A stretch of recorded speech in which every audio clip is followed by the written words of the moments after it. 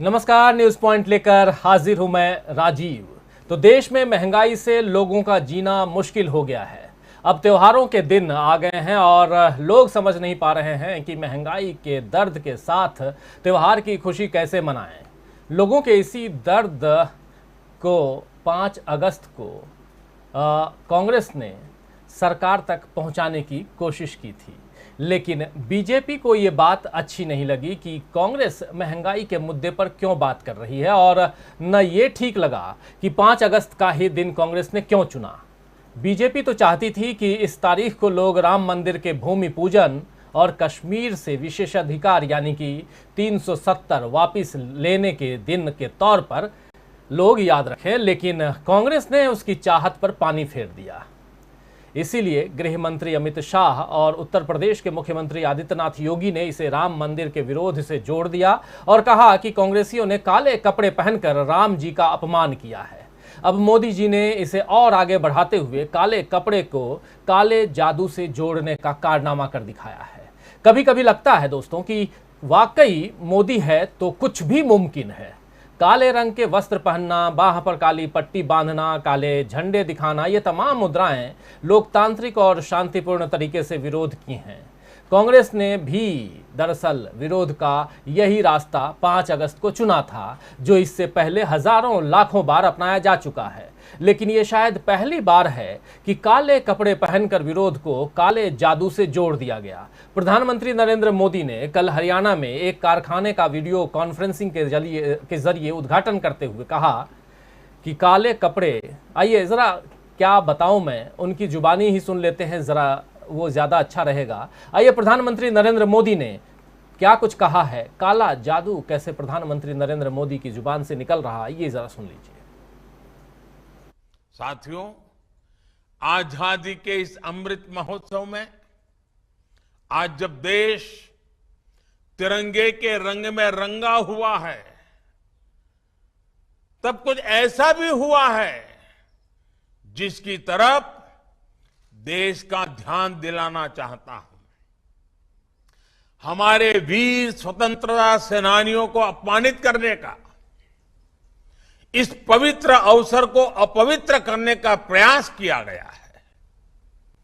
ऐसे लोगों की मानसिकता देश को भी समझना जरूरी है।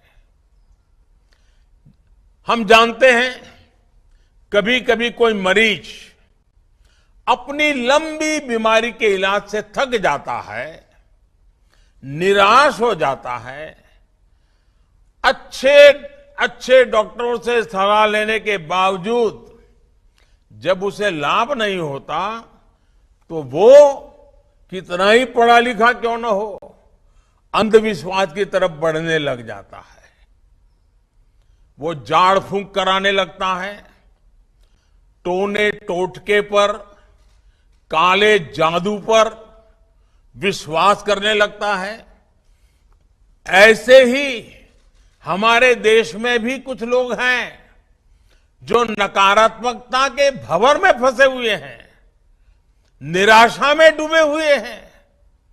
सरकार के खिलाफ झूठ पर झूठ बोलने के बाद भी जनता जनार्दन ऐसे लोगों पर भरोसा करने को तैयार नहीं है।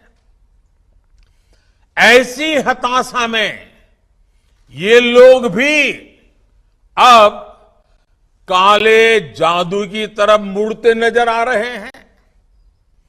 अभी हमने 5 अगस्त को देखा है कि कैसे काले जादू को फैलाने का भरपूर प्रयास किया गया।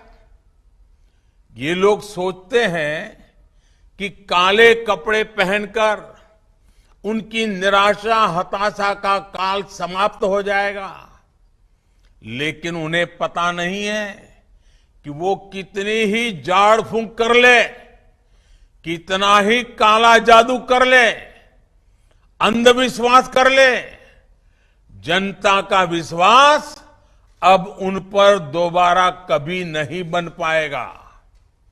और मैं ये भी कहूंगा कि इस काले जादू के फेर में आजादी के अमृत महोत्सव का अपमान न करें।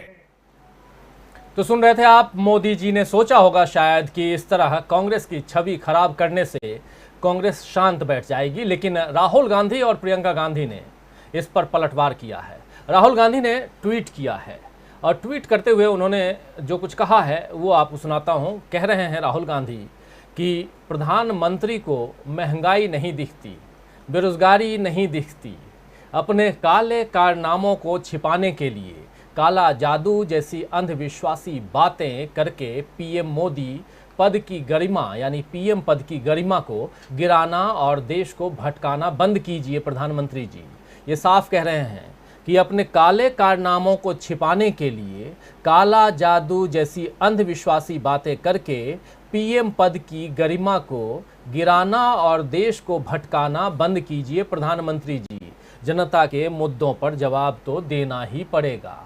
ये कह रहे हैं राहुल गांधी कि जनता के मुद्दों पर जवाब तो आपको देना ही पड़ेगा।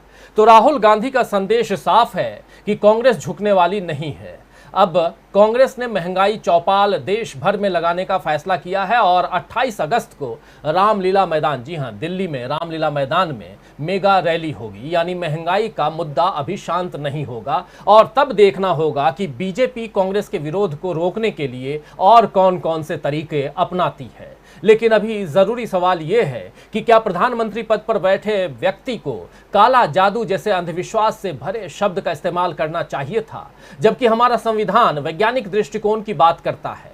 भारतीय संविधान में, हमारे संविधान में, जी हां हमारे संविधान में अनुच्छेद यानी आर्टिकल 51A के तहत मौलिक कर्तव्यों में कहा गया है कि प्रत्येक नागरिक का कर्तव्य है कि वो वैज्ञानिक दृष्टिकोण, मानववाद, ज्ञानार्जन और सुधार की भावना का विकास करे। क्या मोदी जी का भी यही कर्तव्य नहीं है?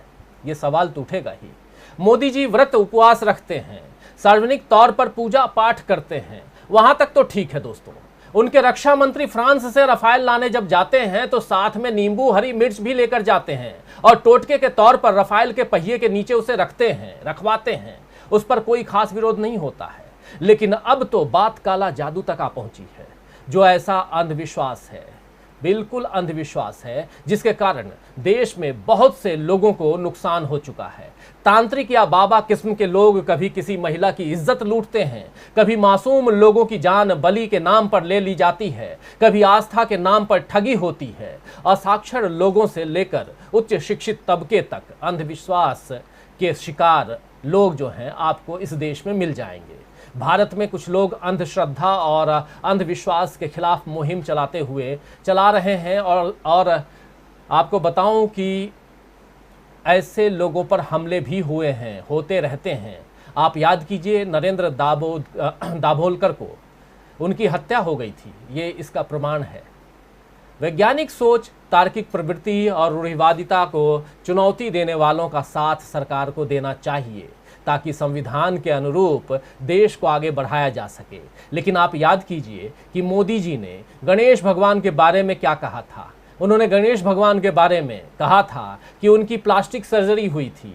और तो और मोदी जी ने महाभारत के पात्र कर्ण के बारे में क्या कुछ कहा था कर्ण के जन्म को लेकर के कहा था कि कर्ण का जन्म स्टेम सेल विज्ञान से हुआ है। त्रिपुरा चुनाव के वक्त दोस्तों मानिक सरकार को हटाने के लिए मोदी जी ने कहा था कि कुछ लोग किस्मत और जीवन बेहतर करने के लिए रत्नों की अंगूठी पहनते हैं, लेकिन यदि आप गलत मानिक कोटेड मानिक यानी रत्न पहन लें तो इससे दिक्कत हो सकती है। त्रिपुरा में गलत मानिक यानी कि गलत सीएम थे।